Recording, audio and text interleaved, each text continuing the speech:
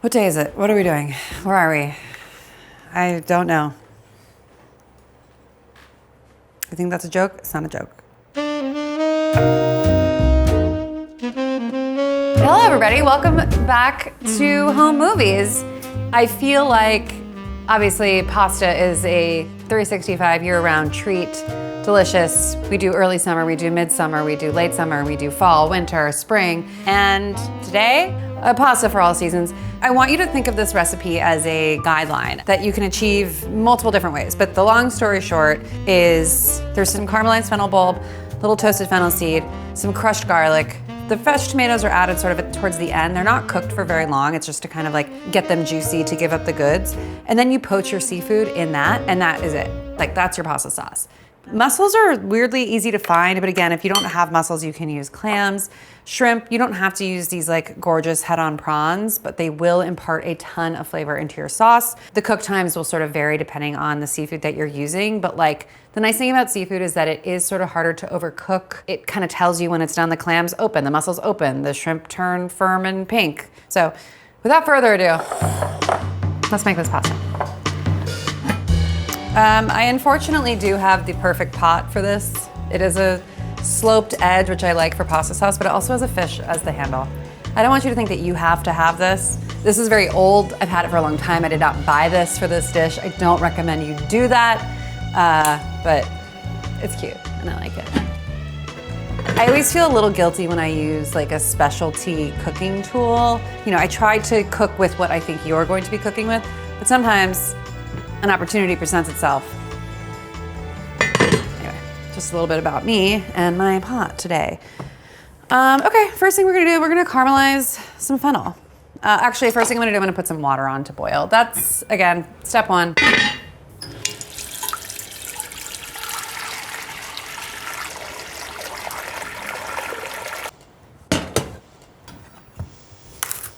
This is a large fennel bulb. And like very robust. These are gonna get caramelized and stay kind of chunky-ish. This is sort of serving like an aromatic within the sauce. I'll start with like closer to 3 tablespoons of olive oil. And I'm gonna also cool it to half of this fennel bulb. I would say 1 small fennel bulb is perfect. I'll chop some of the stem. This pasta dish is also going to be one of the rare occasions that I do use basil at the end. It is good when applied to certain things. I think it's an overused herb. I don't think it needs to be everywhere all the time all at once, but sometimes you're like, yeah, basil would be really nice there.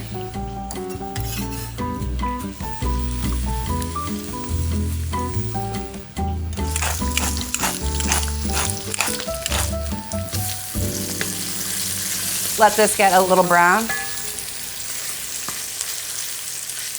The mussels don't need to be soaked. They just need to be like scrubbed if they're feeling dirty.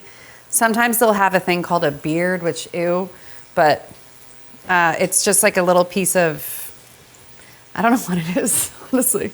Is it like hair, moss? It's like what they use to attach themselves to a barnacle, perhaps?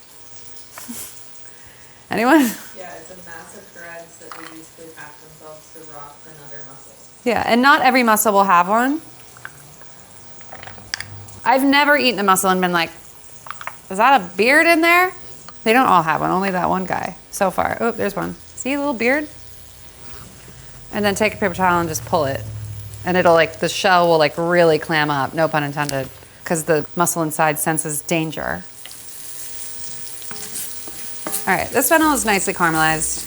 While I have it in this moment, I'm gonna add my spices to sort of toast in that olive oil. I'm gonna start with about a teaspoon of fennel. Fennel is a very strong flavor, and the bulb has a much different flavor than the seed, but it's a flavor that I really love.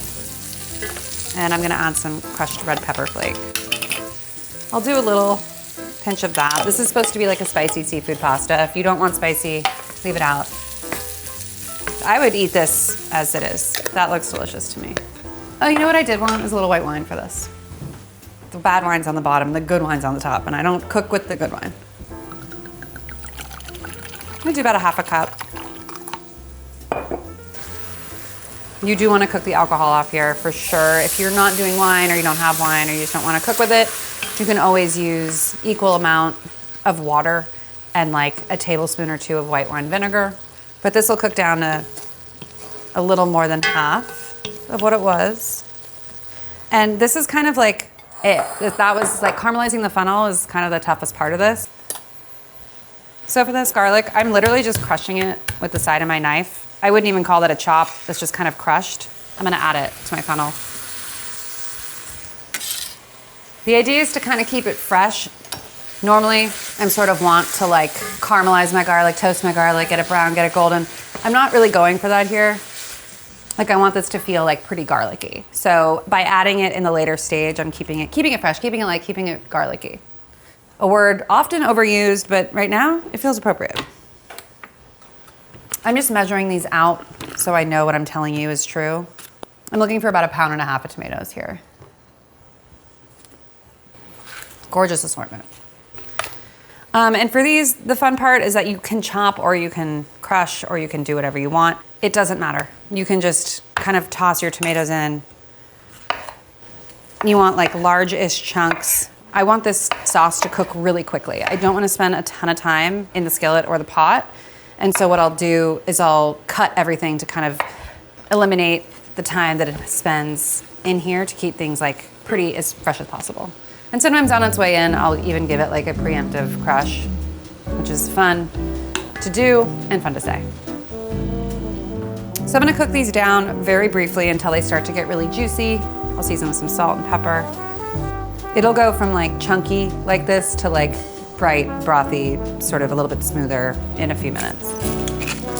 The other reason I like cooking seafood in tomato sauce like this is because especially things like clams, mussels, shrimp, especially with the heads on, they give a lot up when they cook. They release a lot of juices, a lot of like oceanic brininess that contribute to the flavoring of the sauce. This sauce right now is so good on its own. And if I tossed a bunch of pasta in here and served it to you, you would love it. You'd be like, wow, amazing pasta, incredible, never been done before, brilliant.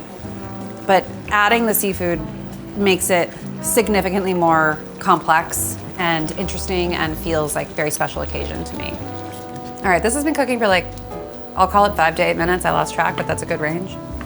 But I'm happy with how this is looking and how the tomatoes are like on the verge of total collapse, but still a little visible. It's like not like a tomato sauce. I am gonna add a cup of water.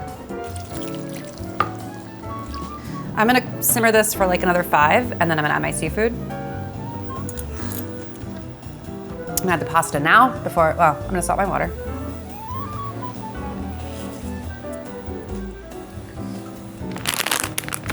This is a little over a pound of pasta. I'm gonna make it because of the boys, but a pound of pasta will do just fine here. I'm gonna let this come to a boil and then I'll add seafood, but until then. I'm gonna bring this mixture here back up to a gentle little simmer. Taste it now. Make sure it's like where you want, salt-wise, spice-wise. Not that you can't adjust afterwards, but just it's kind of nice to have it be set now. And then go ahead and add your shrimp. Again, these are beautiful head-on prawns. You don't need to seek these out. If you happen to come across them, this is an excellent use for them. The juices in the head, which maybe sounds scary, are actually so, so delicious. But you just kind of nestle them in, and then your mussels or your clams can go on top. Clams and mussels are not the same in that if a clam is open, that's sort of a bad sign. But a mussel kind of will be a little agape. As long as once you pinch it, it closes back up, it's fine. That's just lovely already. And I'm gonna cover it, and I'm gonna come back to it, and I'm gonna check it in like 5 or so minutes. You wanna be at a medium heat for that, nothing too high. Check our pasta.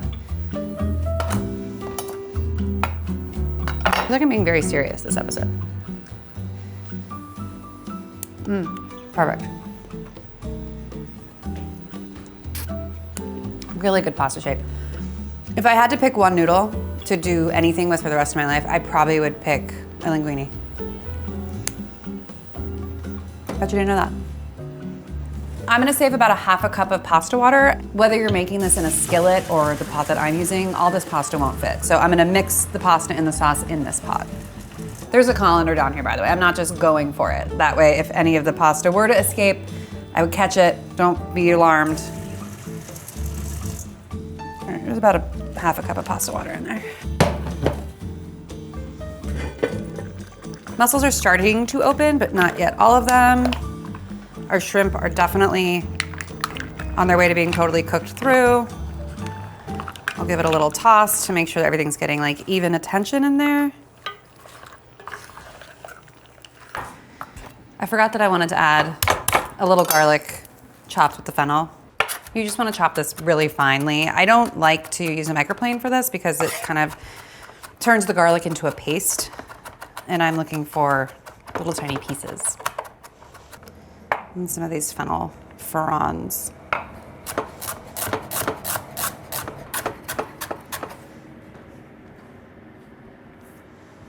Okay. All right. Our pasta. Gorgeous, gorgeous seafood. Our mussels are all open. Our shrimp are cooked through and pink. This head became severed. That's okay. The head-on prawns really do add a lot of drama. So I'm gonna try this sauce now. Again, like adjust for anything, but it should taste like oceanic and tomatoey and fennel-y. As promised. I'm gonna go ahead and just pour this over this pasta and toss it. And with all that seafood on top, I'm just kind of returning the pasta itself with that liquid to a medium heat, just to kind of like warm through the pasta, get it kind of simmering to soak up a bit more of that sauce before I transfer it to a platter. This is just like any other pasta dish I would do, which is finish cooking the pasta in the sauce that I've made. I'll give it a bit more olive oil. And as sort of like the final little hurrah here, I'm gonna add this fennel and this raw garlic.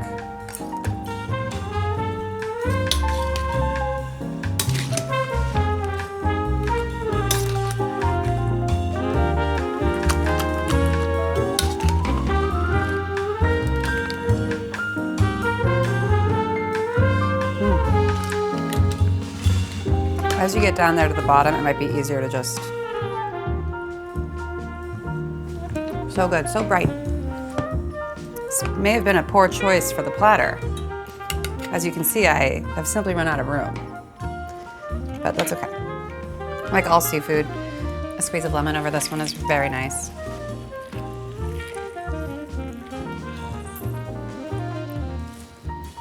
Introducing the world's cutest little bunch of basil. So sweet.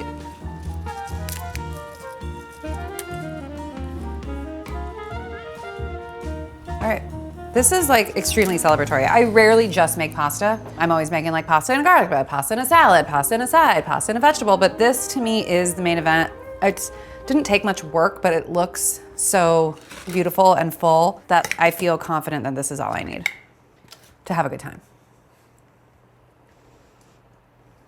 This one little mussel really needed to join the party, although that piece of pasta really ruined it for me.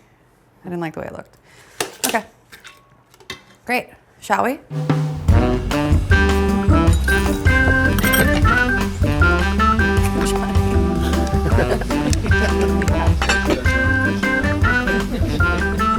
Bring me your plate. It's giving Nona. Depending on the seafood that you're using, I would do like cut up like squid rings, calamari, mussels, shrimp, clams. Like if you were really going for it and you wanted to do like 3 types, 4 types of seafood, you could. Though I'm telling you, just like these two are bringing a lot. It's really so lovely. That lemon, non-negotiable. Please don't skip it. And I gotta say, the basil is earning its keep. And if you do get the shrimp with the head on, you would be remiss if you didn't take advantage of what's going on the inside. Very light though. I love this pasta.